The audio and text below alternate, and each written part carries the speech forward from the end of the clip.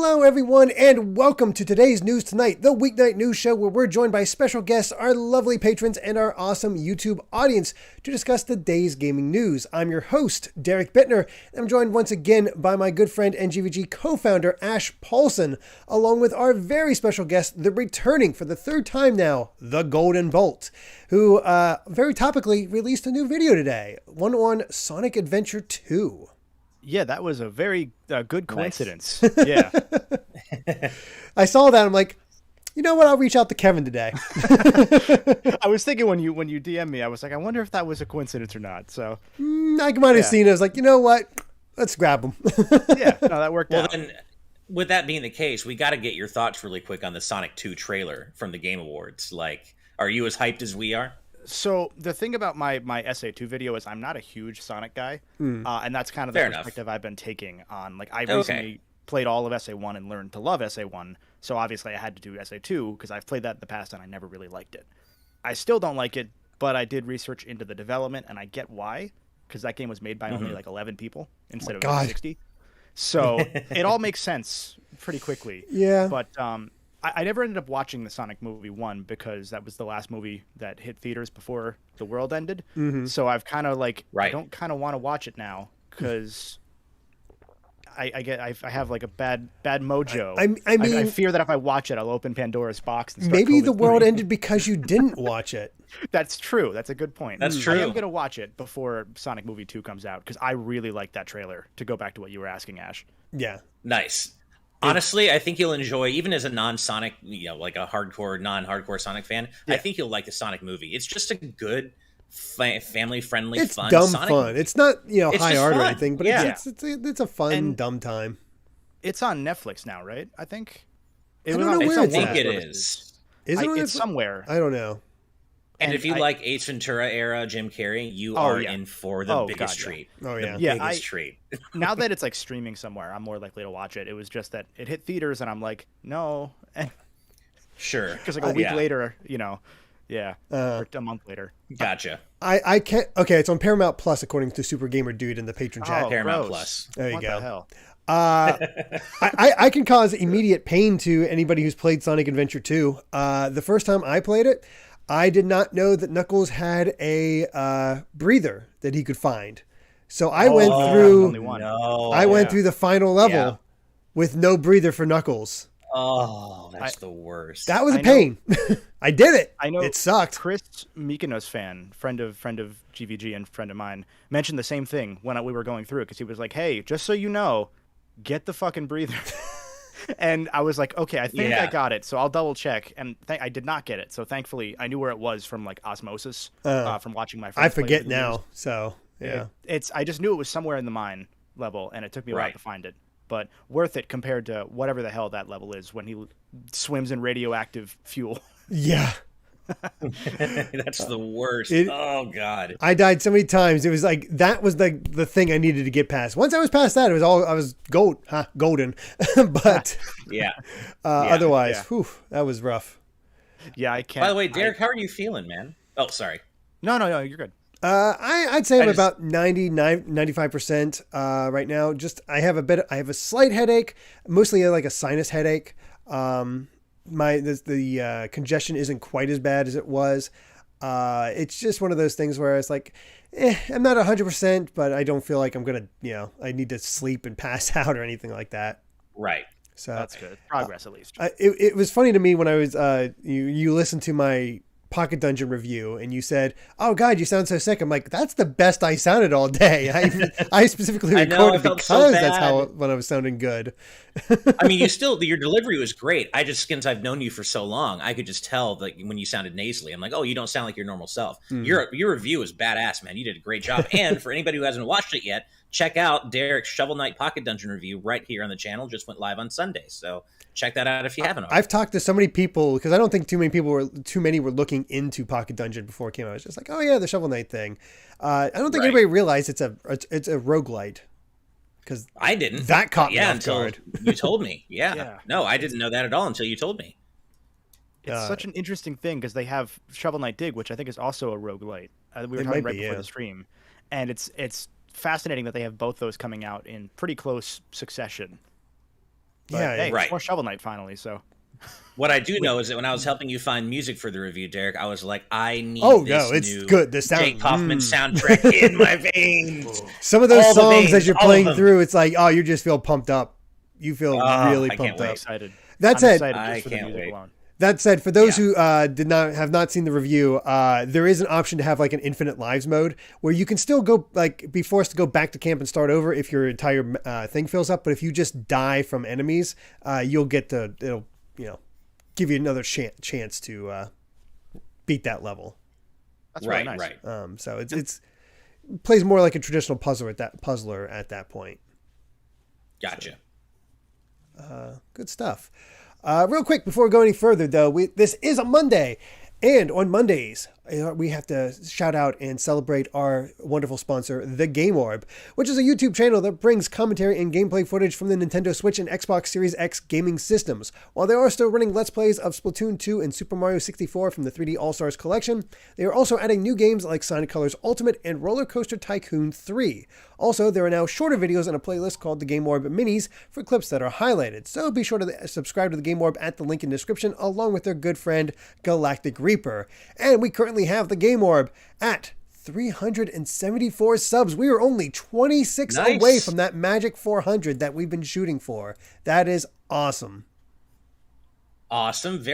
I'm glad our shout outs during our Game Awards reaction streams helped drive up that sub counter just a little bit more. The Game Orb has been so supportive of us from the very beginning and supported us at our highest Patreon tier ever since our launch. So we cannot, appreciate their support enough. And please go show them some of that same love right over there on their YouTube channel. And of course, I did, as usual, pin links to both their channel and Galactic Reapers in the YouTube chat. And we do have a couple more shout outs, right, Derek? Yes, we do have a few shout outs. First, happy belated birthday to Sakara D, whose birthday was on Friday. Apologies, we weren't able to celebrate that on the day because, I was sick.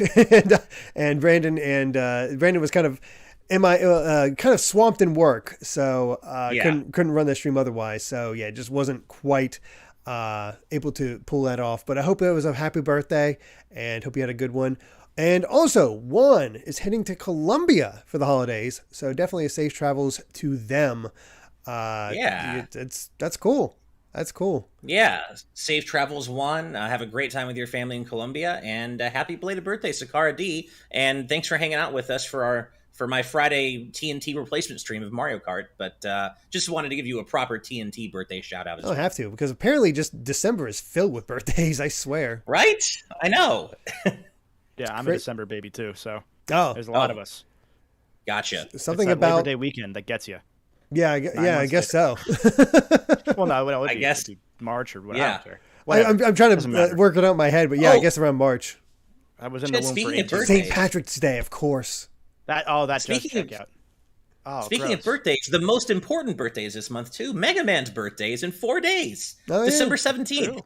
Yeah, we'll have to shout that out. That's on Friday, right? So we'll have to shout that out. I had no idea that's when Mega Man 1 came out. Weird. It's good timing because I know a rumor, this is not part of our news today, but a rumor just dropped that there's a live-action Mega Man movie in production. I saw that, but I thought it was from a while ago that we talked about it, so I didn't cover it because... It's actually not a new rumor. Okay, then I'm very out of the loop. Yeah, it's something I'm not sure whether to be happy about or not. If it was animated, that's one thing. Live action... I don't know. Man, an animated OVA type movie for Mega Man, a modern one, because I know there is another one out there, but I don't know, that'd be kind of cool. It's weird to have it come out across from the new Mega Man cartoon that I believe is either out or in production. Again, I'm out of the loop on. I think that one already bombed. Are you talking about fully charged? Fully charged. Good, cool, okay. It came out and it was awful. Yeah, it had the worst Mega Man design ever. Yeah, it was just beautiful. Never mind then. Maybe this will be better. It can't be much worse. Not really. That's true. That is true. Yeah. Good stuff. Also, before we get too far, one thing before, you notice that one of the stories we have today is about a Mario Odyssey leak. I saw patrons express concern about spoilers as far as Mario Odyssey. I specifically made that our very last story. So if you do not want to know anything about Mario spoilers, Mario 2 spoilers. Although I'll be honest, news has since come out that makes this less and less likely. We'll see. We'll discuss that. But if you want to duck out, it'll be the very last story. So once I say story 5, that's your cue to like jump ship if you don't want to hear anything. So just want to give you that heads up. I purposely made it the last one for that reason, because I want you to stick around for as long as possible. And I don't want to say, come back in 20 minutes and we're still talking about it or something like that. See you, right. Yeah. Yeah. And of course we do have some super chats. Thank you all so much for that generosity. First up, Jaden Buck with a $5 crazy question Fridays on Monday due to the absence of a Friday TNT. Number 20, what pitch/frequency do you breathe at most often? I have no idea. I have never thought about this. I just heard about this, actually. For some reason, the video I had on while I was half asleep last night, I'm pretty sure it's closest to 0 dB. I think.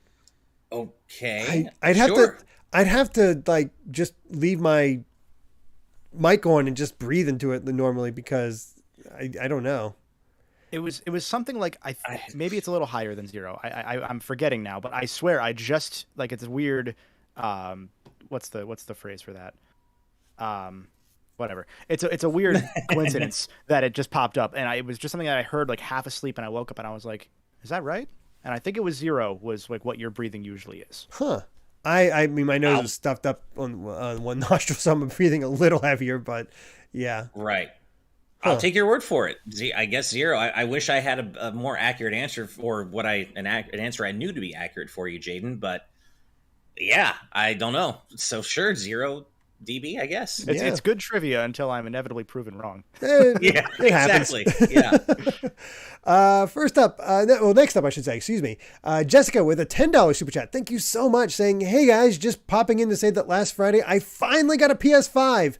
Been playing it over the weekend, through the weekend, and absolutely love it.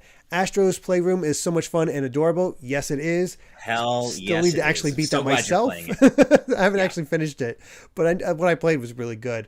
Also, ask for this for Christmas. I'm just saying. Yes, play Rift Apart. It's amazing. If you have a PS5, play it. It's still my game of the year right now, I think. So definitely play it. And the Rift Apart's amazing. And congrats, Jessica. That's a tough thing to pull off. So, congrats. Next up, this is the name I don't recognize. BryleWis97. Thank you so much for that super generous $20 super chat. Holy cow. Saying, been a big fan of all of yours for a number of years. Best wishes and happy holidays. Well, happy holidays to you too. Yeah. And thank you very much, Bry Lewis. Yeah. It's Brian Lewis. Bryle Wis. Oh my God, Bryle Wis. Oh my God. I just had to see. Okay, Bry Lewis. But yeah, no. Bryle Lewis makes much more sense. I am so sorry. Happy holidays, and thank you for the generosity. We really appreciate it. Okay. Oh, and Jess says they already have Rift Apart. They plan on playing it once I finish Miles Morales, which I haven't played yet either. So good choice to start with. That's a stellar launch game. I bought 3 launch games for the PS5. I've played none of them. Miles Morales, Sackboy, and Demon's Souls. I've had no time to play any of them. Sackboy is so good, dude. I want to play with Amy. I've been saving. You should play it together with Amy. That would be a lot of fun. That and It Takes Two. We've been hoping to play with her at some point. Yeah. Eventually I get to Miles Morales, but there we go. But that's cool. Thank you so much, Bry. Moape Mulanga with a $5 super chat saying, this Golden Bolt dude likes like a Legend of Dragoon and Parasite Eve. I bet he likes crosscode and disc creatures. No Spider-Man spoilers, please. I don't even know if it's out yet. I honestly haven't been keeping track. It comes out Friday. Oh, okay. I think they did a press screening, but they didn't even show more than half the movie. Oh, wow. Today. Oh, that might have been a couple days ago, but like they wouldn't let you see most of the movie until a few days from now. I am so very likely not going to be able to see it in theaters, so I'm just like, my mind just checked out from that. Just like I can't think on it because it's just I can't do it. Yeah. This week cannot go fast enough. My wife and I think are planning to get tickets. We think we're going to be able to get tickets for Friday night late. And we are so excited. I can't wait for that movie. The only possibility is if while I'm visiting family for Christmas, if we're lucky enough for family to be like, yeah, we'll watch them while you go watch Spider-Man. I don't know if that'll happen, but it'd be nice. Yeah. I'd be happy. Because Amy loved Far From Home. I think that's one of her favorite Marvel movies. So it was really good, yeah. Yeah. So yeah, we'll see. But yeah, I still need to play Crosscode. I've never heard of Disc Creatures, but I did play a little bit of Crosscode and enjoyed it. Disc Creatures was like it's a very indie, I think it's on Steam, Pokemon styled game. Based in like that. It's almost like a Gen 1 done right, if I remember. Again, Mykonos fan had reviewed it way back when it came out, and he was very positive on it. But I have not played that, and I still haven't played Crosscode either, sadly. I want to play Crosscode, but then I heard it was like 40 hours. Yeah, I heard it's quite long. I heard it's really long. Yeah, I'm going to be playing it eventually, but it's hard to put the time to it. Yeah. And then finally, before we move on to the stories, there's more super chats, but we'll save that after the next stories just so we can keep things moving. But I got to get this one out there because it's an extremely generous Brian Calabro with a $50 super chat. Holy crap. Wow. Thank you, Brian. Just said, had a really terrible day emotionally and legally, but I knew I had TNT tonight, so to bring good vibes. These shout-outs and this community are showing why. Thank you for always being here for each other with love, support, and good vibes. Well, all the good vibes to you. I am sorry that you've had such a terrible day. That sucks. Nobody... Wishing you all the best. Nobody likes going through it, especially if it's also legally involved. It's just like, that sounds really ominous, and we're wishing you all the best, man. Thank you for being in our community and for your incredibly generous donation, but we just hope you're okay and hope you enjoy the show, and we just want you to be okay. So absolutely. Thank you again. All the best. Sending you all the love, man. Yeah. All the best. And yeah, let's go ahead and get to our first story, which is nothing too huge, but you know what? I kind of like it from a preservation standpoint and just the sheer amount of effort put into it. This is just kind of a cool story. So let's go ahead and bring it up. So, a Japanese-only game that I've never heard of called, for the Sega Saturn, called Bulk Slash, has gotten a fan localization patch that has gone hard into this, with a full English translation, as well as voice acting. They have voice acting in this. Wow. And it sounds pretty good. I have the trailer playing right now, but no audio, obviously. But yeah, just... this classic Saturn game that apparently is excellent, getting this translation patch and apparently just looking pretty amazing. I've never heard of this before. Have either of you? I have not heard of this game, but I'm looking at the trailer now, and it looks really cool and emblematic of everything I miss about the Saturn. Right. I love the Saturn, and I miss it so much, and this looks like just Saturn as fuck, for lack of a better term. And Saturn I love energy to it, absolutely. Yeah, it totally does. The most interesting thing to me about this is not just the voice acting, but there are like 20 people in that voice cast. It's not like it's a one or two person game. Like there's a lot of work that went into this beyond just the pure localization alone. Like that's incredible, and I hope that Saturn emulation is finally good. Because I want to play this now. Mm-hmm. I have to assume it's good. I think it's better. I don't know if it's good yet. I honestly don't know. I've not really tried to emulate any Saturn games ever. Really, I don't really emulate too often, but I gotta love the just the dedication to that, to really go through all that, because I've never seen somebody actually go through the process of including voice acting for a localization. Usually they just leave the Japanese voice acting in and translate that. Huh. And this is so cool. I love the passion here. Yeah, I was going to say the good news is even if it's bad voice acting, that's fitting for the era. Yeah. Right. It is. And I love I love the old school anime look to this whole thing. It is like 90s anime as hell. And I just love everything about this. Mm-hmm. And it just makes me miss the Saturn days even more than I already do. This looks cool. Never heard of it, but it looks cool. And man, the Saturn was a great system. I know it was a very limited system and it was marketed terribly, but man, I love that little machine, or that big machine. I guess it was pretty big. It was a chunky one, but I love it. It was a hefty boy. Mm-hmm. Yeah, it was chunky. Now Oh, sorry. Go ahead. Go ahead, Kevin. No, I think you were going to say the exact same thing I was. Go ahead. I was going to say that this is the same team that actually worked on Sakura Wars GB, Go Forth Young Cadet, which was a Game Boy, Japanese-only Game Boy Color game of the Sakura Wars series, which I don't get a ton of. But even then, they went the extra mile because they restored unused content, such as being able to view the miscellaneous character portraits, unlockable secret photos, and unused voice clips for the endings. Like, Just these incredible. guys go hard. Absolutely incredible. I love it. Yeah, I love everything about this, and we've talked so much on the show before about how important game preservation is, and accessibility is in terms of the widest number of people possible being able to play these classic games. And so for this game to be an old school Saturn game to be revisited all this time later with such a comprehensive English localization patch, it's just great. It's great to see older games, Japan exclusive games, brought forth and preserved for newer generations to appreciate them. I would love to check this out. Absolutely. Yeah. It's always the smaller games too, the ones you've never heard of that have the most dedicated audiences that do stuff like this. And I find it amazing. Yeah. I love it. Yeah. I'm just checking out a little bit now, just to see what the general thought of the original game is, and the people that have played it is like, yeah, this kind of shows off the potential of the Saturn that never really got, like, they didn't really fully utilize what the Saturn was capable of, but this game kind of goes for it. Yeah.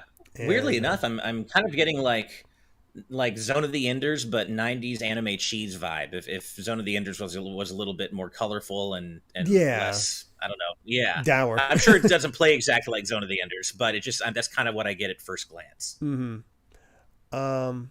And I mean, they even added twin stick support to this, which is kind of insane. That's so cool, man. This is a really cool patch. Yeah. Well, hats off to the team who pulled this off. This is, well, proverbial hats off. This is really, really neat stuff. Mm-hmm. Absolutely. It's just a good feel-good story. Not a whole lot of not a whole lot of other news going on today. So I was like, you know what? I'm going to grab this and highlight it just because it's well worth checking out.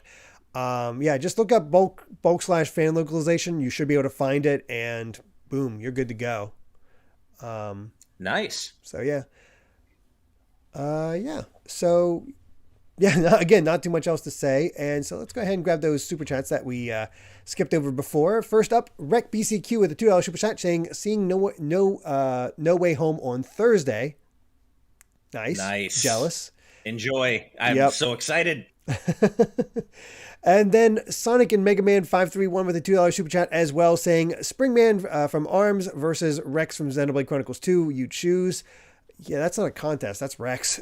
This has got to be Rex. Easily Rex. Not even close. Now, if it was Springman from Mega Man 7, that's a bit... I'm kidding. It's still Rex. No, Rex is... Especially given his final form, I'm not going to spoil anything. It's got to be Rex. It's an RPG. Most RPG characters can kill God by the end, so... Yeah.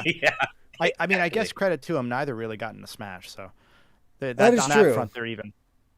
That is true. I guess Springman is more in Smash than Rex is. Well, I mean, Rex. I was thinking Pirates. I guess because Rex, it's close. Yeah, actually, now I'm thinking about it. Shoot. Hey, I can't decide what's actually closer: being an assist trophy or being part of a playable character's moveset. I don't know what's and a Mii costume. Does Springman? Oh yeah, the Mii costume. Yeah. I did forget about. I don't know if does Springman have a Mii costume too? I don't know. I feel like he might have. I feel like there was an ARMS costume at some point. I never really paid much attention. Yeah. So. No, I guess not. How to create Springman, but not. I don't know if there actually was one. Yeah, I think Rex wins. I think so. I guess so. Yeah. Oh no! Chat's saying that Springman has a Mii costume. Okay. Oh, there is. Oh, one. Okay. All right. Flip a coin. Yeah. There you go. There's your answer. Yeah. And then Black Ninja with a $5 super chat saying, breaking news, after being part of tons of alerts, I managed to get my white Switch OLED on Friday. Really enjoying its premium feel, good vibes all. Heck yeah. Apparently Friday was just a good day for everybody to actually pick up some systems. Yeah. Congrats. That's great. Yeah. Nicely done. Great to see. All right. Well, with that said, I think it's time to finally talk some Sonic, even though just before we got started, apparently Sega decided to blow a hole in this story, so let's talk about it. So, when we last talked about Sonic Frontiers and saw the reveal, it was confirmed that the story is being written by Ian Flynn, and that a plot, and soon after, we actually got a plot synopsis. But Sega has since come out and said, hey, this plot synopsis is not correct. They haven't said what is not correct, if it's all of it or, parts of it are half correct or stuff like that. We don't know. But Sega is saying that this synopsis, in which it says, in Sonic Frontiers, Sonic's longtime nemesis, Dr. Eggman, discovers an ancient technology on the Starfall Islands and installs his AI program, Sage, to hack in and take over. But there is more to this technology than he realizes, and unintended consequences immediately come to bear. Sonic must race against time to discover the truth, save his friends, and maybe even save himself at the same time. Which, yeah, that sounds like that sounds like an Ian Flynn plot. It does. Actually, I love what I'm hearing. I mean, assuming this is the actual plot or some version of it, I don't know. I love what I'm hearing, but no matter what, Ian Flynn's on this, man. Right. Like, I don't know about the gameplay aspect. I hope Sonic Team delivers. I hope this is Generations tier Sonic Team we're going to see with this game. But gameplay aside, I have zero fears about the story, just knowing that Ian Flynn is working on it. No fears whatsoever. I trust him implicitly to kick ass. Yeah, at the very least, the characterization will be right on the money for what you'd expect from Sonic. So, but I mean, just echoing you, Ash, 100%. Yeah. I mean, I feel like it's just guaranteed to, because of Ian Flynn's involvement, guaranteed to hit that pitch perfect comics, balance of family friendly because it's Sonic, of course, but also maybe leaning into a little bit of the darker elements of the series and not just being Sonic, Sonic Colors-esque, just cracking jokes all the time with no what feels like no real stakes, right? Mm-hmm. So I feel like this might lean a little bit into the darker side of things without going too edgelord dark and being ridiculous. But it's Ian Flynn. He's gonna kick ass. I can't wait. Now let him write a Mega Man game, please. Please? Yes. Come on. Actually, please. Yeah, that'd be nice too. I consider those first run of comics canon to the first few Mega Man games. I don't care. They're so good. I am so upset that Mega Man was canceled because he was I felt like the first few arcs, the 4-issue arcs, were too short. But once he was given more time to flesh him out, integrating the Raw Moon stuff with Mega Man 3 was brilliant. Yeah, absolutely. Yep. It really was. So, just not fair. But yeah, the thing is, when I saw this summation, it seemed like it made sense because Sonic's running from some unknown force. Some huge thing seems to be corrupted. There is something major going on here. It seemed like, that this all makes sense. This seems to match up with that trailer that we saw. I don't know. So here's my theory. Mm-hmm. The thing that's chasing Sonic is actually Ganon, and this is Breath of the Wild 2. And that's why it wasn't revealed at the Game Awards. That's what I think is happening. Cool... mm-hmm. Now that makes sense. So how did the Malice get its cool pink digital glow then? How'd that happen? Well, it was already kind of pink before, so it's just artifacting because this game's not going to run on Switch. So got it. It's nice. You got this all figured out. Yeah, it's an Eggman upgrade. Peak fan theory. Yeah, there you go. Totally.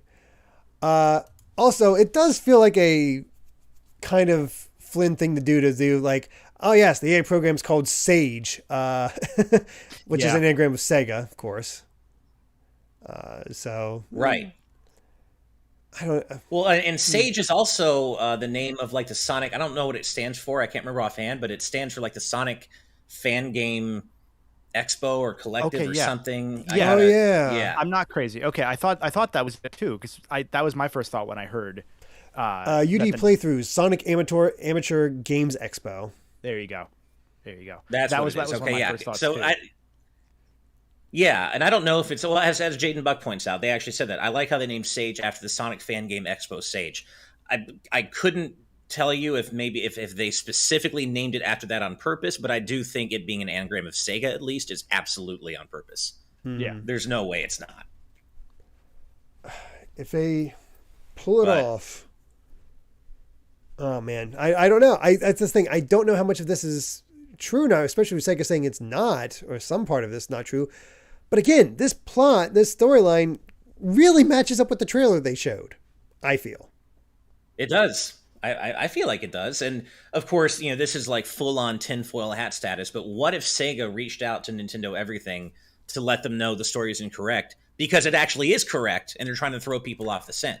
And right? It might have been one of those things that, again, to tie into the Mario Odyssey thing we're going to be talking about later, this story directly connects to that story and why it all of a sudden had some legs. So Sega might also be like, oh crap, we need to let people know that no, this isn't true because we don't want to, mess up Nintendo. Yeah, exactly. And if it goes back that far to 2019, there's a chance that the original leak of Sonic Frontiers, back when it was known as Sonic Rangers in the leaks, there's a chance that maybe during that era, whoever was leaking stuff may have leaked stuff early, and that's where Sonic Stadium is taking a lot of this stuff to then go to Nintendo Everything. So it might be an old version of the story. Could be. Like, right. Perhaps maybe Ian Flynn wasn't involved early on and it was a very different story. I wouldn't be surprised because, this would have been right around when Archie was getting split off from the Sonic brand, I think. Wasn't 2019 right around? I can't remember, honestly. I still need to read the Sonic IDW run. I usually buy trade volumes. Yeah, I haven't yet either. That makes sense. I think it's around the same time. So, sorry. Oh, no, we have talked on the show before about how, sometimes leakers can get into trouble because leaks can sometimes appear to be wrong, but it's just they were right at one point, but were based on outdated information. So, we talked about how that can happen with leaks, and maybe that's what's happening here. Who knows? Even back with the first leak, when the focus tester, whoever it was, said the game didn't look good. Like one of the things I said was it might not look good back then when it was gray boxed. Yeah, but they wouldn't have had remotely good assets at that point. They would have been working mostly on flat textures. Of course, it looks bad. Right. Mm-hmm. Right.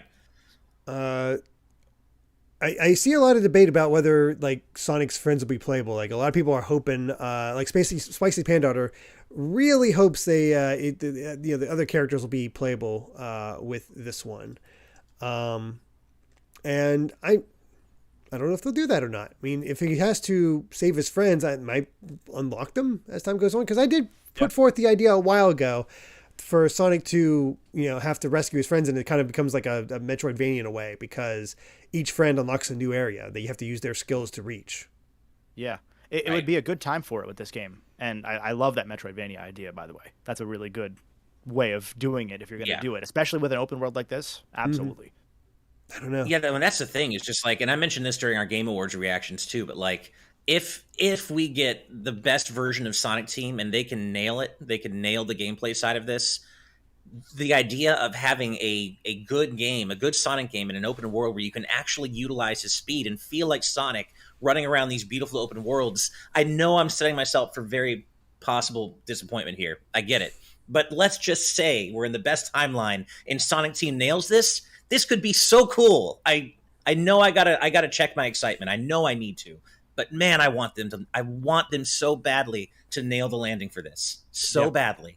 This is a 4-year project, so they've had a while to work on it. So knock on wood. Yeah, hopefully it doesn't mean we're running out of time, so we got to cut portions of Flynn's story, and it becomes a mess. Because at the very least, if they don't have to cut the story apart, we should at least get a decent Sonic story and some good music out of it. I mean, don't know about the gameplay, exactly.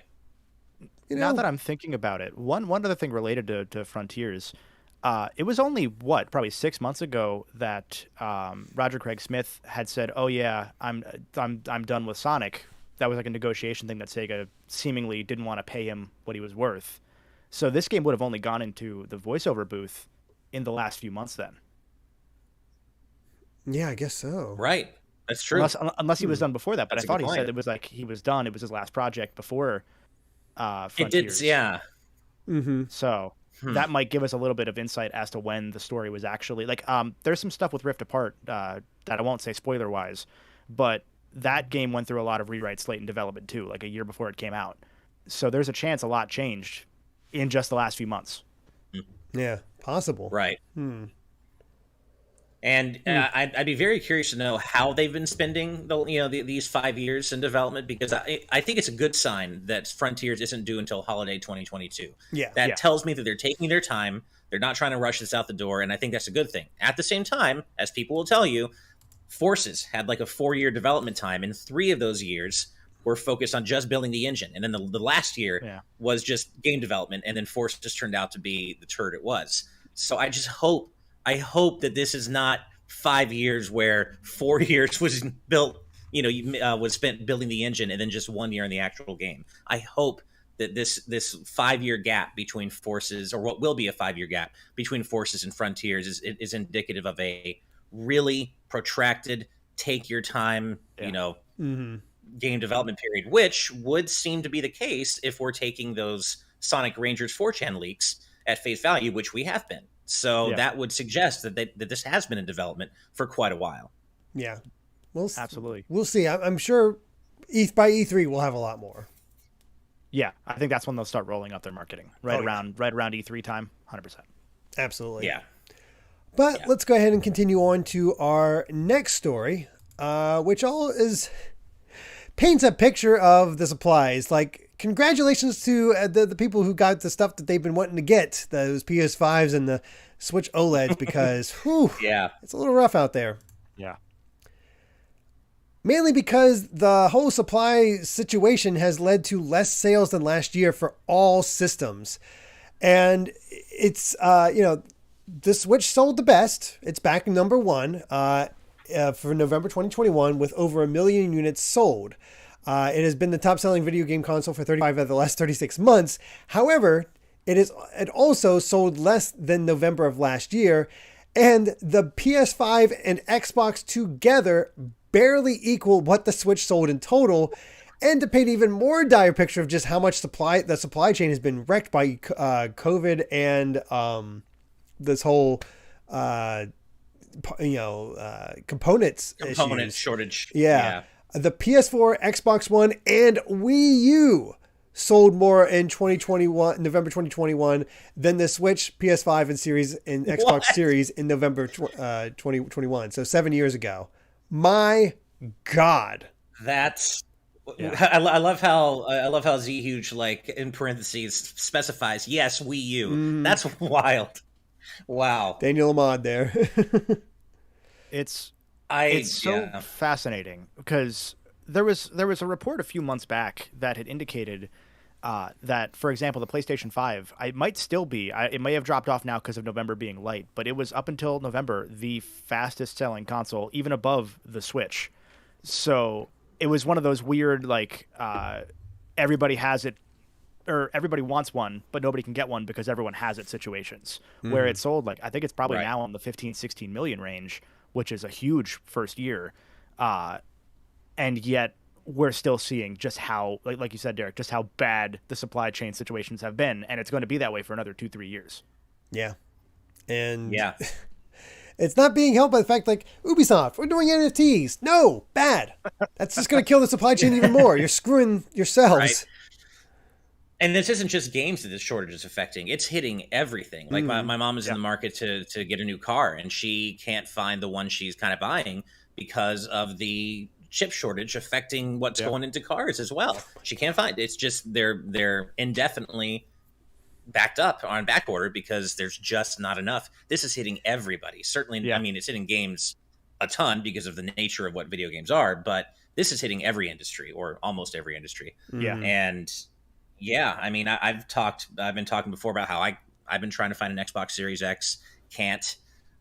Fortunately, I have a fan, really generous fan, helping me out with that. But they're so hard to find, and I've got friends who still can't find a PS5 after over a year of trying. And to be fair, yes, if they were on Twitter 24/7 with Wario 64 notifications on, maybe they could have gotten one by now. Granted, but if you are a regular adult with, a full-time job and whatever, just life, you can't be available to respond to respond to the Wario 64's call all the time, right? So they're still looking for one. It took me 2-3 months to do, like, following Wario 64, attempting every time it came up. By the time I was ready to give up, that's when I finally got it. It's just, I got lucky that one time. Yeah. A buddy of mine was fortunate. He was watching notifications, and we were all kind of keeping an eye on it for him as well. He was able to get one in the last few weeks, but even then, like, it took, I think, 3 weeks to ship or something like that. Like, it was just sitting there because, hey, there's also not truck drivers. So yeah, it's going to be like this for a while. Nobody wants to pay anybody. Yeah. Yeah. Right. That's really what it comes down to. But but fortunately, at least some people in our community have been able to get, we were just talking about today, PS5s. Top Dog says she got an Xbox Series S today. That's awesome. I know they're a little bit easier to find, but still, I feel like it's not necessarily the easiest thing to get one of those either. Mm-hmm. So, congrats on your Series S, Top Dog. That's awesome. And, but scalpers and bots are making what is already a bad problem even worse. And I hope that everybody in our community who wants a certain console this holiday, whatever it is, can get it. But I know the odds are against us. And good luck to everybody trying to get a PS5, Series X, or Switch OLED, because this seems like it's not going to be changing anytime soon. It feels like this should have been a bigger year, but because of these supply issues, it's just not. Yeah, it was one of those where Sony had come out and said that Returnal was a huge success sales-wise, and it only sold by now probably 600,000, 700,000 copies. Wow. That's not a huge success by any traditional even right. AA standard, but they knew that that's close to 5% of what their user base was when it came out. You know, something like that's it's not going to be bundled in anytime soon. Something like a Rift Apart they haven't given us more info on that game sales, but it's probably in the 2 million range, which is very good for Ratchet. But then you look at Miles Morales and it had 7 million because it came out right across the system, and everyone who had a PS5 had a copy of that game in Demon Souls. Mm-hmm. So it's gonna be interesting over the next few months to see how game sales continue to go, because even Halo Infinite is a unique case in that because it's free, you see so much this groundswell of support for it from the more casual audience. And ironically, it worked out well for them that game's available on the Xbox One, because you wouldn't be able to play it otherwise for a lot of people. Or PC, right? Yeah, and even then, it doesn't run well on PC. So yeah, trust me. I saw a recommendation as well as Wario 64 if you're into it. Donnie Dudzinski in the YouTube chat saying follow Jake Randall. You'll get a console. Oh. So looked at his Twitter and just confirmed that it's not like a bot type thing, but yeah, this does seem legit. Jake _ Randall RANDALL _YT, and apparently he seems pretty on the up and up about getting this sort of stuff in. So good luck. there's options, I guess. Kevin, sorry, you said you surmised that Rift Apart has done about 2 million so far? It was 1.2 in the first month, and that was, I think, just they only announced physical sales. So I have a feeling that in the time since, it's probably jumped up a little bit more than that. Mm-hmm. Gotcha. Well, since you're, the source of information for Ratchet and Clank info, it is now your responsibility to make sure we get a standalone Rivet and Kit game or a Rivet and Kit DLC episode. It will. This is on you. I want you to know. They're going to get a Miles Morales, 100%. Ash, this is Insomniac. It's those type of wish list type things. They typically happen with Insomniac. I would devour a Rivet and Kit game.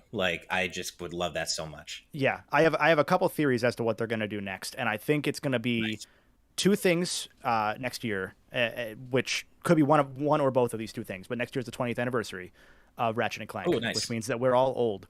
And I have a theory that there might be a Rivet game that just gets surprise announced, like a $30 Rivet and Kit game, pretty short, might be a lot of level reuse. My other theory is that because the next game is teasing finally addressing the PS3 Saga stuff, that they might finally bite the bullet and drop a future Saga remaster. Oh, man. Because one of the stages in Rift Apart, one of the levels, is essentially a 1-to-1 remake of one of the levels from Ratchet and Clank Future, the first game. Sort of like how PS4 remade a bunch of PS2 levels exactly 1-to-1, using the level mesh and everything. That was very close to what they did with that level. And I don't think they would have done a 1-to-1 unless either A, they were really short on development time in the 4 years they had, or B, that they're maybe thinking about having someone go back and blue point it or something. Right. I mean, it is a shame that you can play most Ratchet and Clank games if you have a PS3. Yeah, or if you use PS Now, which I will say, credit to it, if you're on the East Coast, it's not terrible. I was surprised. Yeah, I'm just kind of shocked. Nice. Black Ninja with the $2 super chat a while back, but I'm sure everybody saw it. Switch OLED Switch OLED black at Walmart.com right now. So for anybody who's looking, there you go. Oh wow. I am so tempted to buy a Switch OLED just to have it, but I don't need one. It's the most irresponsible thing to think of purchasing because I'm not traveling that much again yet, and I play my Switch on TV mode pretty much all makes no sense to me to get it. Yeah, I don't need one, but I want one just so I want it and I can look at that screen. But it just doesn't make sense. I'll one up you. I thought about buying the Switch OLED dock for my regular Switch just so I had the built-in Ethernet port instead of using my USB. Nice. Oh my God. So feel better about want that dock. your purchasing thoughts. I thought about getting the dock. Not only I have an Ethernet. The thing is, I have an Ethernet adapter, so I don't really need the built-in one. But it just looks so aesthetically pleasing compared to the original dock. It's the way that I play it, that too. But the way that I play it is I have the Ethernet adapter in the back of the Switch, so I can't close my Switch backing. Because it's too fat. Because if I do it in the front, then I lose my rumble for Smash Bros. So I want my stupid rumble. No, hey, I love rumble too. I will defend you. I totally get it. I love haptics. Yeah. Also, I was it did a dumb, and it was like, oh, our faces were completely off, and it was our live audience chat the entire time. It's like, oh my God, I'm an idiot. Sometimes I thought it was intentional, so it's okay. Yeah, sometimes it's you had the news story up? Yeah, I had the news story up that entire time. Like I just got it down, so it's like, I'm so dumb. That's okay. Oh well. But yeah, Ash, you got to resist the FOMO, as Soulcaster is saying. I know I do. No, I do, and I will. I'm not. I might end up getting the dock, but I don't need the Switch OLED. I just don't. Yeah. I need a Series X before that. I can resist. I can resist that because it's just like, I don't have the money for that. I'm good. I'd rather buy new games that I don't have the time to play. That's much better. Right. Exactly. That hits my soul. I've been good about not buying games this year. I've been trying not to buy games as much this year just because I just don't have the time. I've come so close to buying Returnal or a physical copy of Rift Apart because I got a review code, so I don't own it on my shelf. And eventually I need it on my shelf. Yeah, I was the same way. Yeah. I was the same way because, again, the weird situation with our Sony contact being a bro with Steve, when he requested a copy, they sent him the code, but they didn't actually send him the code. They were like, oh, we'll just put it on your PS5 since you're the one reviewing it. And he's like, I'm not the one reviewing it. So I had to get Steve's information in order for me to review it. But that also meant I didn't own it. But on the other hand, it kind of works out because I'm like you and I have a physical copy of every single Ratchet & Clank game. And I would have been tempted to buy this anyway. And so I found a good deal. Yeah. I waited for it to be on sale finally. And then, Amy got it for me, but still. There you go. It's I'm waiting for 30. I've seen it go for 35. I'm waiting for 30 because I don't need it, but I want it. Yeah. That's really all it is. Especially because, it's not like the old days where you get manuals and stuff. It is literally like there's nothing in here. They were one of the first ones to do the digital manual. Like they were doing it in 2012, 2013. Like it was real early, which sucks. It's it is what it is though. Yeah. Really quick, we have a quick PSA from our community member Skull Krampus Tiger in the live audience chat saying this again as the YouTube audience didn't see it. Sorry, live audience. Real news, possible speculation. I work at a GameStop and this was company-wide news. This Friday, the 17th, PS5 restocks in person. Check local GameStops for details. Wow. So no guarantees, but possible. So thank you for that PSA, Skull Krampus Tiger. Really appreciate that. And yeah, we can't guarantee anything, but you might want to try if you're trying to get a PS5. You never know. That'll probably be your last shot before Christmas, especially if it's in store, because you're not going to get it shipped before Christmas. No. Yeah, exactly. Samurai Dawn, my goal for 2022 is to downsize my game collection. Oh my God. I can't imagine doing that. I couldn't. I can't either. I've thought about it and it hurts, but then I'm like, look at all these Switch games I don't play. They're worth a lot of money. Right. I could use that money to buy games that I still won't play. Yeah, exactly. I just, no, I can't. I'm too much of a collector at heart. I can't do it. Yeah. I hear you. Amy will like scoff at me for that, but I can't help it. It's just built into me at that point. There are too many games I've traded in and regretted. Yeah. And most of the ones that I would ever consider trading in are ones that are available for cheap digitally. Like there's a lot of limited run games I have on my shelf that I bought them because I was like, hey, limited run, and now I'm like, hey, $200. Yeah. Yeah. That's the limited run stuff has never fully appealed to me because it's usually like the indie stuff I'm not too big on or anything like that. It's like it's cool, but it don't need it. But it was also it's the price for me. What's that? Oh, I'm sorry, go ahead. Like, it's the prices for me. I love what LRG do, and I like the idea of having a bunch of different indie games physically, but it's just the pricing is always just a little bit not quite worth it to me. It's just outside of being worth it to me, and I'm just like, I love what they do on principle, and I want to own all this stuff, but also the older I get, the more I realize I have less room for this kind of stuff to have everything. Yeah. Like I always used to love buying games physically, and I still buy some games physically, but I can't deny the convenience of digital, and it was really the Switch and to a lesser extent PS Vita that kind of brought me over to like, man, it is really nice just having everything digitally. Switch was with digital. I still don't need to have it all digital for the PS5. I don't have that inclination, but Switch with it being portable, that's the one that's gotten me at this point. Yeah. Yeah. But yeah, it is what it is.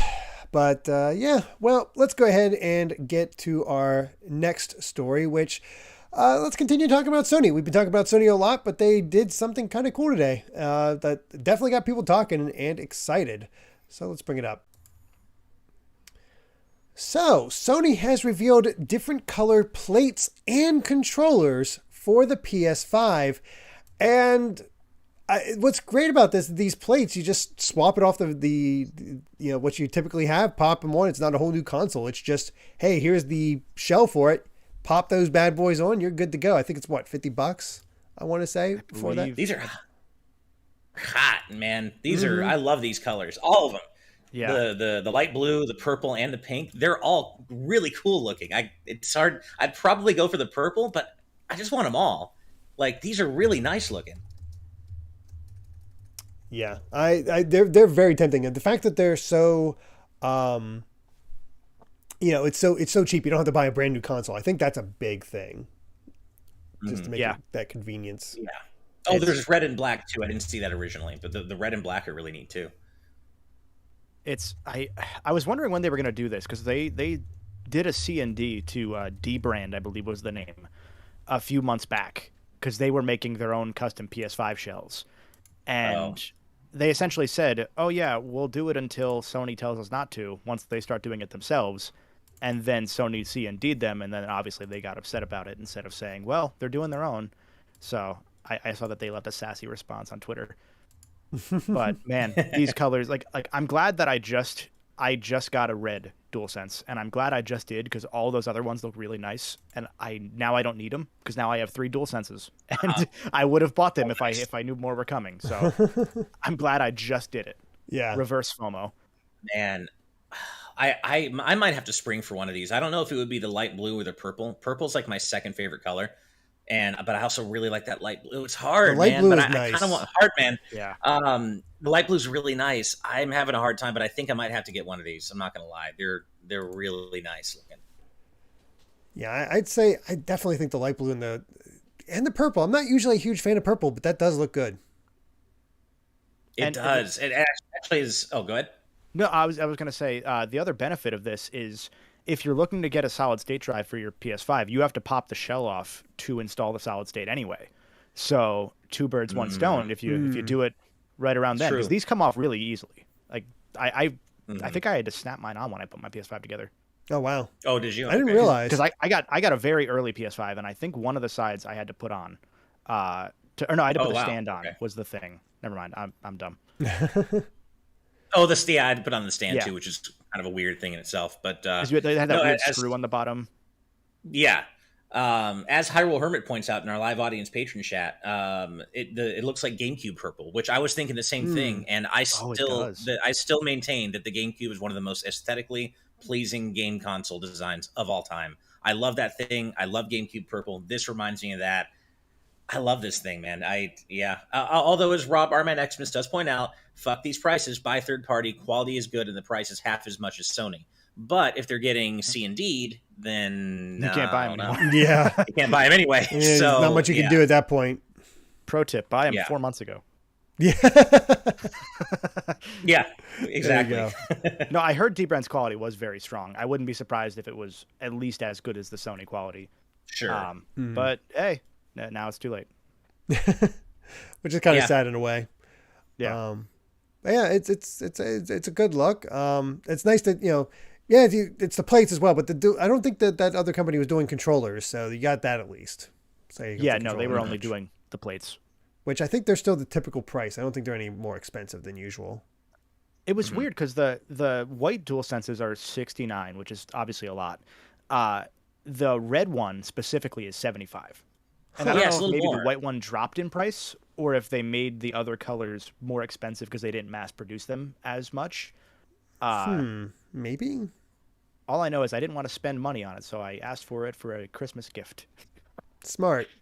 Because I was like, please don't get me this. I don't need it, but I want it. That's the thing is I wish these were coming out by the holidays because I would put this on like a holiday wish list, the purple cover. I'd put that on a holiday wish list if I could. I have a hard time putting together a wish list anyway, and that would be perfect. I got a second PS5 controller when I bought it just so I could play with Amy, but I know she would love one of these colors instead. I want to assume the pink, but I'm not sure. She might like the purple as well. I'd have to ask her. I wonder if this is another supply chain thing. That could be. Because it's weird to have announced this so late, and they're only shipping to certain territories in specific time frames. Depending on where you are, it's not just January. It's like January, February, and then beyond. They're not sure. So I wonder if maybe they would have had these ready for the holiday, and now, too bad. Yeah, I mean, this is also an easy way of doing special edition God of War, Horizon, whatever plates. Yeah, that's going to happen eventually. No question. Totally. Speaking of branded consoles, Microsoft, you didn't choose me as the winner of that Leonardo Xbox Series S. X, I didn't realize that's how the that Nickelodeon went All-Star Brawl one. Yeah, you had to enter to win, and they didn't pick me. What the fuck? I thought I was guaranteed to win, man. Nope. Come on. I wanted that Leonardo Xbox so badly. Tough luck. Yeah. I never win anything. I'm just used to it now. Except for my undying love and respect, man. That's something. I guess that's true. Yeah. And but that's not part of a contest. Of all 407 people watching right now. Yeah, that's a lot. Exactly. That's a lot. That's true. Yeah. Oh goodness, but yeah, it's cool. It's a neat little thing. I definitely saw a lot of excitement because they're good colors. The way they are just sleek, which I think goes a long way for them. So yeah, definitely, I agree. Well, I guess it's time to get to our final story. So this is your warning that if you do not want to know potential spoilers, like I said, because of Sega coming out and saying that the previous story that we talked about regarding Sonic Frontiers is not true, this could mean even further that this leak is untrue. It's still unsure if it's going to be like that, but we don't know. I didn't have time to replace it because I didn't know what it was going to happen or anything like that. That Sega was going to do this to us. So we'll see. We'll still talk about whether Sega is kind of messing with us or not. But yeah, here's your signal to that potential spoilers could be completely fake. We don't know. Are coming regarding Super Mario Odyssey. Clicking on the story in 5, 4, 3, 2, 1. What a different way to go into the story.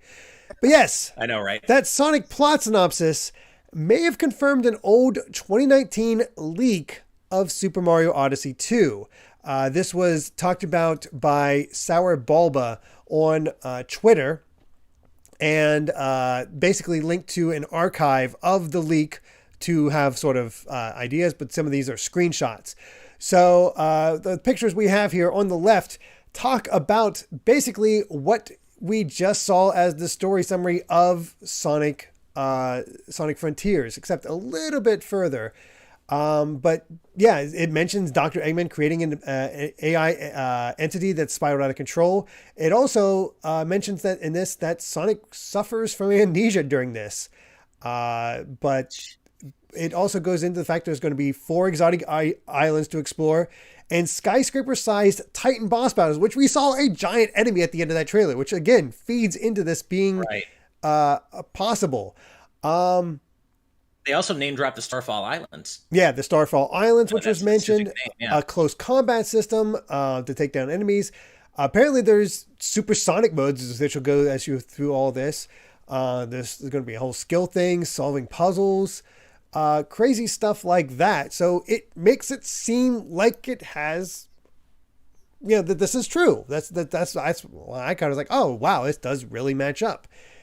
And so when we get to the Odyssey stuff, that's when it becomes even more interesting because it's just called going with the second act of saying where with Mario Odyssey 2, apparently if this is a thing, explore even more bizarre and beautiful landscapes as you discover, capture, and control new enemies. Join forces with new and old familiar friends as you battle against Bowser and his loyal, I don't know why they have it here, Gumbas instead of Goombas. People have marked that as like why it, is not true. Right.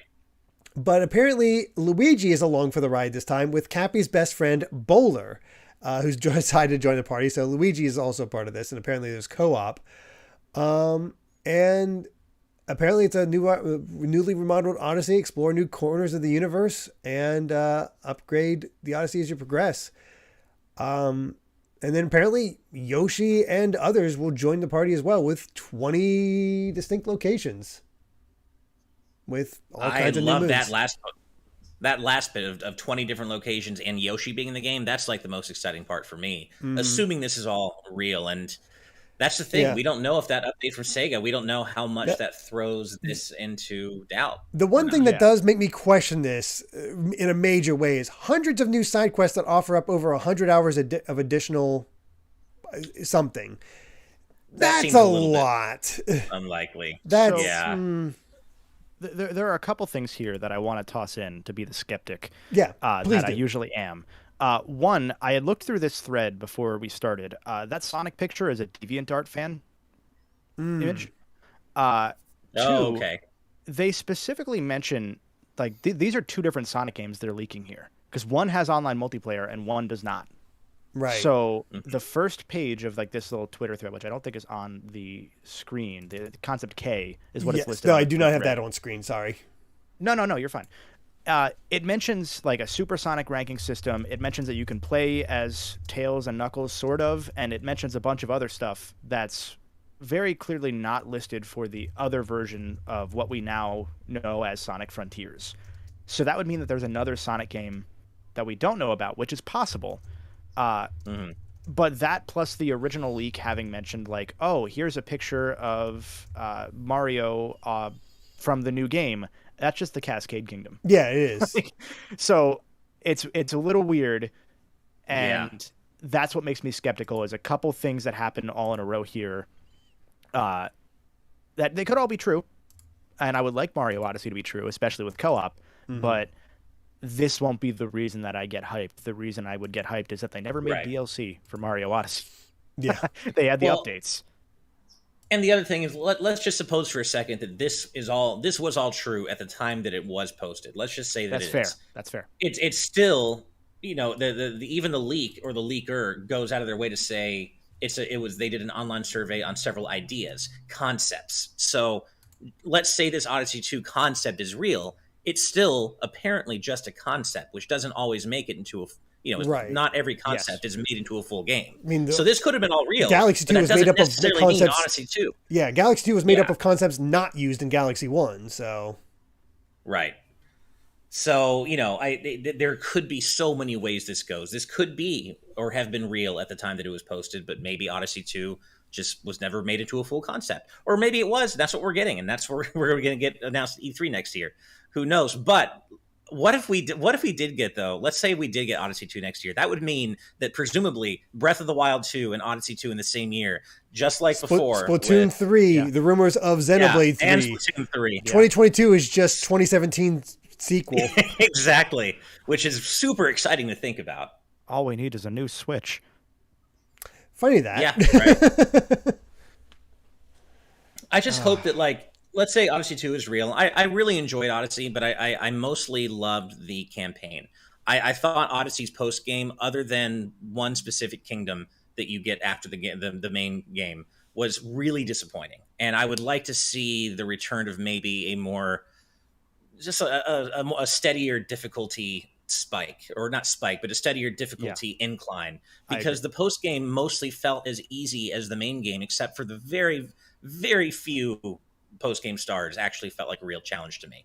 And I would really like a more proper experience, like in terms of difficulty, where it's a linear, like the main campaign's easy, fine, that's great, make it as accessible as possible.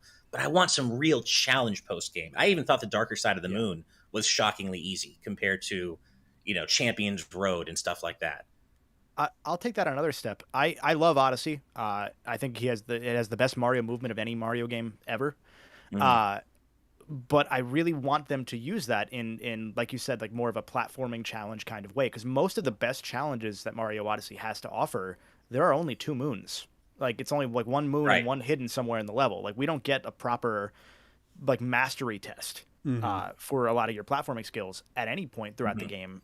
And a lot of those like separate like rooms you would go into with the weird floating platforms, like the almost Sunshine-esque sections, I want more of those. I want more of those to kind of even out the collectathon-iness, because I don't know you can do that twice. Like, I know that they can pull it off.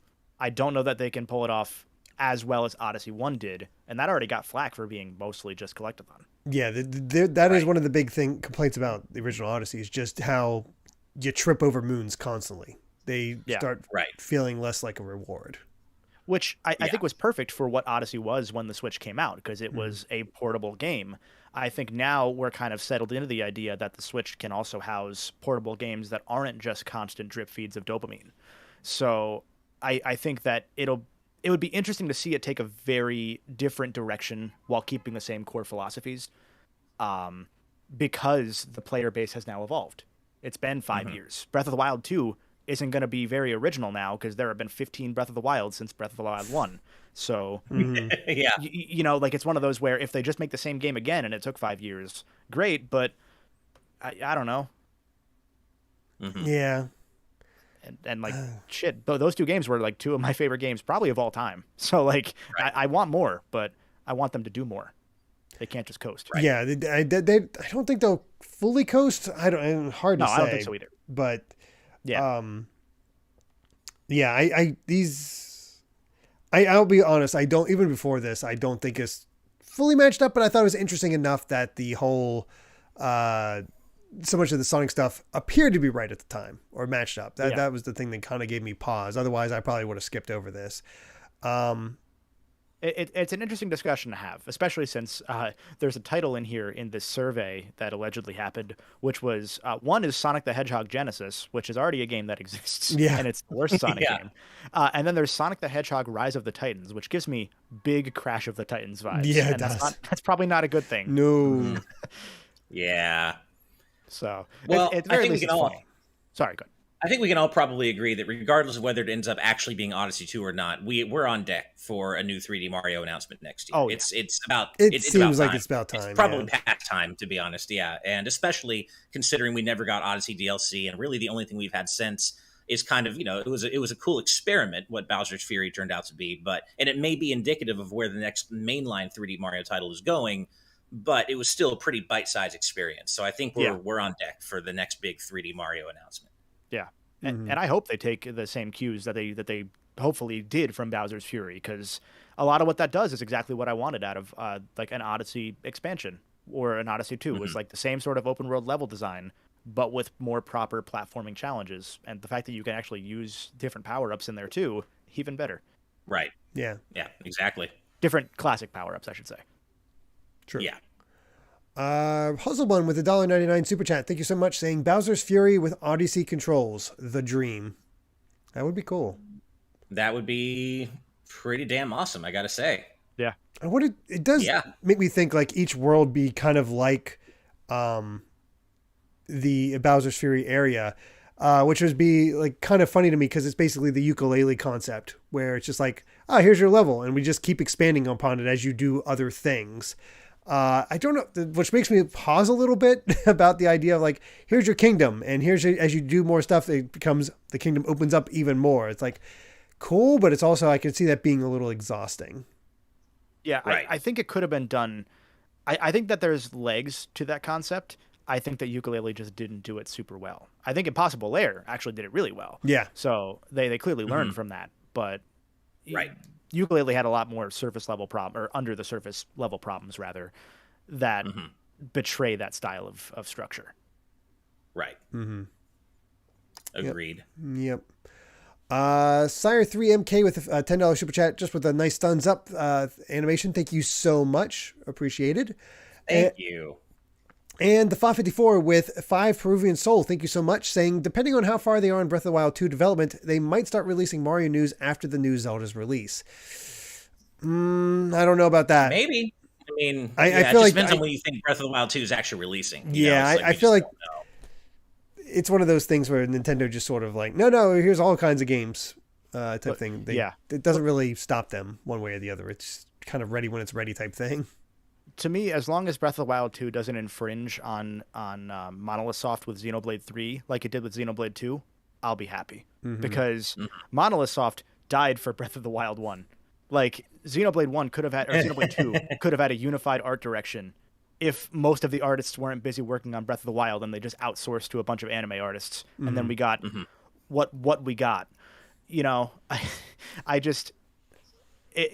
hope that game is made healthily, I guess is what I'm saying, because I want there to be a Xenoblade 3 or whatever Monolith works on that gets to be finished on its own terms instead of work on our games first, and then also we're not going to delay your game even though it could use it.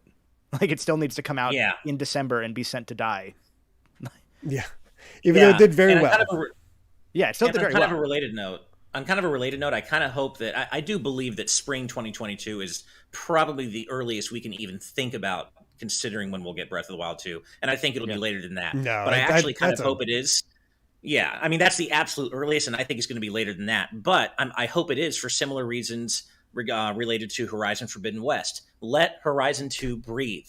Breath of the Wild 1 kind of ate Horizon 1's lunch, and Horizon deserved better because it was so good in its own right. I want Horizon 2 to have all the room it needs. That would be mechanical wings. That'd be the cruelest thing Nintendo could do. Is just like, all right, we're coming out right around like a week before or a week after Horizon, like 3 days after Horizon again. Fortunately, that's not happening. Destroy it. Yeah, but I just want Horizon 2 to have room to breathe. Don't even have a trailer. Just shadow drop it. Horizon's out. Take that, Sony. Horizon did sell outstandingly, Rob, and is nominated for Game of the Year.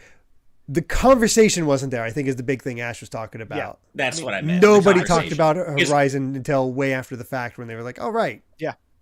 Because I couldn't. Or if they did. Desire. Oh, I'm sorry. Go ahead, Ash.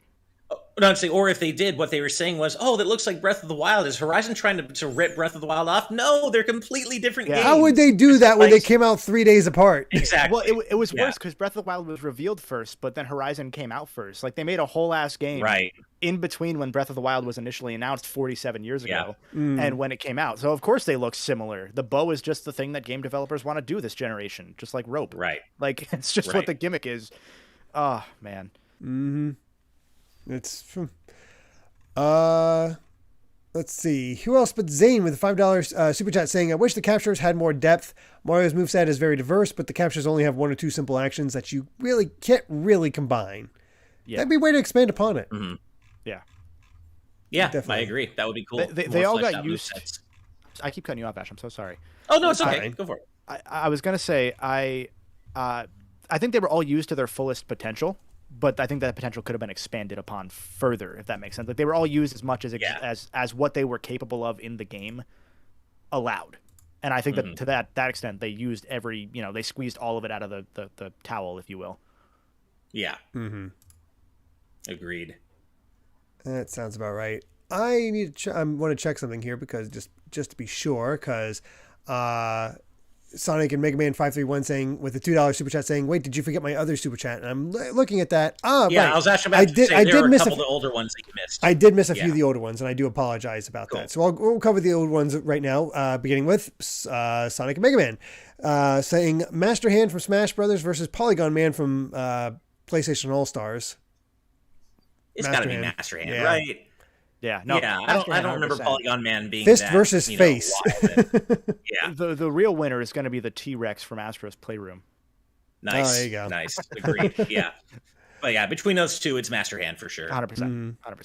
100%. Black Ninja with the $2 super chat saying, "Switch that attitude and steer into temptation, Ash." As far as the Switch OLED.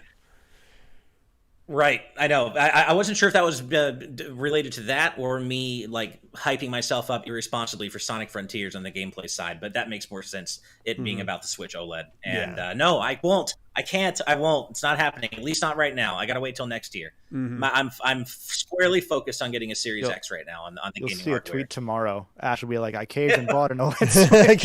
Yeah, I couldn't get the Series X, but I got the OLED. Yeah. And then and then Late Night Sprites with a $2 super chat saying, "Calling it now. Big the Cat brings Sonic's memory back." He better. He fishes inside his head, metaphorically, to get to capture his memories. Oh no!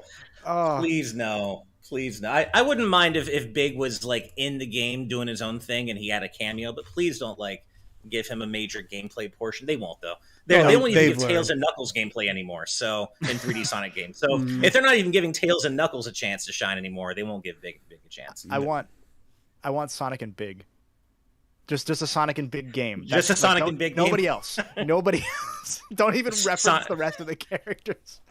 But they Sonic's Big Adventure. Well, Sonic yeah, exactly. And the Big Adventure. But the thing is, in order to mess with Sonic and finally stop him, he switches their movesets. So Big can also run fast, but Sonic can only fish. Oh, Freaky Friday, but with Sonic. There you go. Oh no, that would be the worst. Oh. Now that you've spoken it into existence, come on. It can't be worse than Forces. You know what? Good point. That's why they call it war. I still can't believe that quote was ever a thing. I still can't believe that. It's so good. It's that was the only part of Sonic Forces that was like good bad versus the rest of it just being meh bad. Yeah, like that was the only part of Forces that came close to the Hedgehog on human romance insanity of Sonic 06. Yeah. Oh boy. Yeah. So, yeah, we'll see. It'll probably be a while till we learn if this is real or not. But either way, makes for a fun bit of conversation. Just seeing how Sonic and Mario are linked somehow. Crazy. Yeah. But yeah, with that, we have talked about all of the different news stories for today. Thank you so much for joining us. And of course, let me go ahead and switch this over. I forgot to do the thing with I turned off the intro. Apologies. But yes, thank you, Kevin, for joining us once again for this. And basically discussing whether this is all possible or not. But yeah. Of course, I'm always happy to be here. Thank you guys for having me. Absolutely. Remember when you said the first time you joined us, like, "Oh, this is gonna be the end of the show." That's just how it goes. We're still here. I've killed many a podcast just by being like the second to last guest. So you never know. But I did kill season 1, if I remember. That correctly. is true. You did end off season 1. So hang my hat on that. That's funny. I forgot about that. That is true. But where can everybody find you at? Sure. So you could find me at YouTube or Twitch or Twitter.com/TheGoldenBolt. I just released a video a few hours ago covering Sonic Adventure 2 and how its development might make you look at it a little bit differently than you probably do. So give it a watch or don't. I'm not your dad, but Big the Cat is. Yeah, he is. Yes. Also, excellent retrospectives on Ratchet and Clank if you ever want to watch those. Thank you. So I dude, eat those up as soon as they come out. I have the Ratchet and Clank spin-off video is coming hopefully in the next few weeks too. I'm very curious after finally playing those myself. Yeah, well, we played it over on your Twitch. Yeah, we played All for One together. So it was a lot of fun. Like I was surprised at how fun it was. You know, not a memorable game. No, but that's kind of for that kind of era multiplayer. Needed. Holy crap! Yeah. I think it's exactly what Ratchet and Clank needed at that point in time, and fans just don't want to admit it. Yeah. I think is what it comes down to, because the series was so lost in the sauce at the end of the PS3 Future Saga that I think it needed a break, and fans did not want that break. No. Which, hey, I get it, but as I've grown up a little more and I've kind of like grown past it, I'm like, I don't know. I'm kind of happy that Rift Apart just is what it is. Like, it's not a direct sequel technically, like it is. Yeah. But, the target audience for Rift Apart was not alive when the last Ratchet and Clank game came out. Mm-mm. So they needed that. They sort of a nice little refresh. It's like, okay, it's like a semi-soft reboot, I guess. It's not a reboot. Yeah, but it doesn't require that you play the future games either. It's a way to get everybody involved, and then again, if they decide to release a Rivet game plus a future, remaster, a trilogy remaster, boom, got everybody up the snuff, and let's get going to continue this plot type thing. Yeah, I think it perfectly did. Something that not many games ever have to do, and only Sonic is the only other series that really ever ran into this problem, actually, which is that it had to appeal to 4 different audiences simultaneously. The audience that played from day one back in 2002, the audience that played the last PS3 games, or specifically Crack in Time 12 years ago, the audience that had never played a game besides the PS4 reboot, or reimagining, I should say, but you know what I mean, and the audience that was literally 8 years old right now. And they appeal to all 4 simultaneously. And that's so hard to do. And I think that the game doesn't get enough credit within the more cynical side of the fan base that has kind of looked past that because they wanted deep lore, or they wanted Ratchet to be edgy, even though he's 35 now. I don't know. Yeah, exactly. He's kind of past that whole thing. Also, man, I kind of forgot how much I enjoy Into the Nexus. I haven't started it yet, but I'm so excited too. Like, I started playing it again. It's playing more tomorrow, but God, that game's better than I remember.